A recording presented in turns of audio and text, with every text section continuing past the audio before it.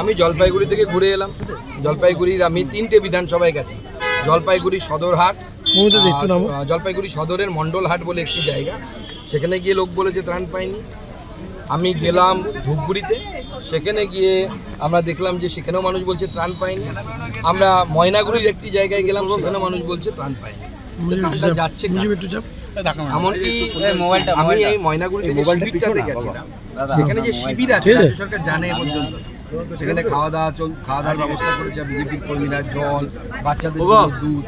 এটি রাজনৈতিক দলের ক্ষমতা তো সীমিত, রাজ্য সরকারকে নিচে নেমে কাজ করা উচিত।